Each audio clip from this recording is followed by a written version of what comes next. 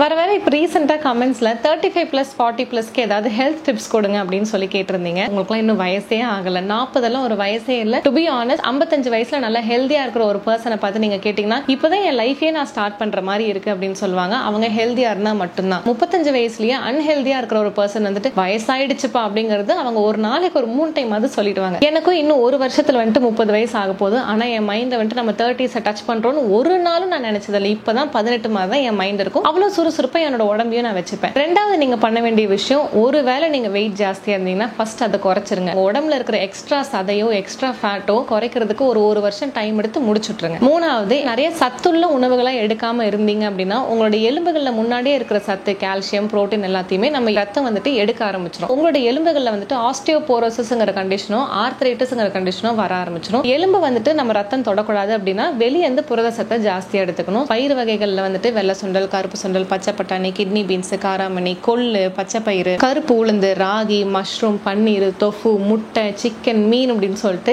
ஏகப்பட்ட புரதங்கள் இருக்கு. இது எல்லாத்தையுமே நீங்க எடுத்துக்கலாம். மதிய நேரம் சூரியன் உச்சத்துல இருக்கும்போது புரதம் ரொம்ப ஜாஸ்தியா எடுக்கிறது உங்களுக்கு நல்ல செரிமானத்தையும் பண்ணி கொடுக்கும். மூணாவது விஷயம், டயர்டா இருக்கு அப்படிங்கறத சொல்றது நிறுத்துங்க. ரொம்ப சுறுசுறுப்பா இருந்தீங்க அப்படின்னா எப்பவுமே இளமையாவே இருக்கலாம். நாலாவது விஷயம், உங்களால முடிஞ்ச அளவுக்கு நடங்க, நடந்துகிட்டே இருங்க. நம்ம எல்லாம் வந்துட்டு நடக்கிறதுக்காக படைக்கப்பட்ட ஹியூமன் பீயிங்ஸ், சரியா? நடக்கிறதுக்கு 10,000 ஸ்டெப்ஸ் தான் நான் நடப்பேன், நான் 1 மணி நேரம் தான் நடப்பேன்னு சொல்லிட்டு குறிக்காதீங்க. இப்பவே நான் ½ மணி நேரம் தான் நடக்கிறேன் அப்படின்னா இன்னும் 10 வருஷம் கழிச்சு 5 நிமிஷம் தான் நடக்க முடியும். நடந்துகிட்டே இருங்க, சுத்திக்கிட்டே இருங்க, உலாத்திட்டே இருங்க. இதெல்லாம் பண்ணும்போது உங்களுக்கு வயசாகிறது தெரியவே தெரியாது. 35லயும் 25 மாதிரி இருப்பீங்க.